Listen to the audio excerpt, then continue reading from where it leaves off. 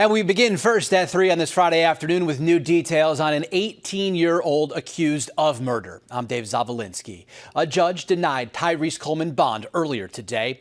The teen is accused of shooting and killing Messiah Holly last month near 18th and Spencer. Surveillance cameras showed a group of young men surrounding and assaulting Holly. Then shots were fired. Prosecutors said Holly was shot in the head, back, neck, arms, and hands. Police interviewed several of the young men at the scene that night. We're told 2 of them identified Coleman as the shooter. His next court appearance is set for early February. We also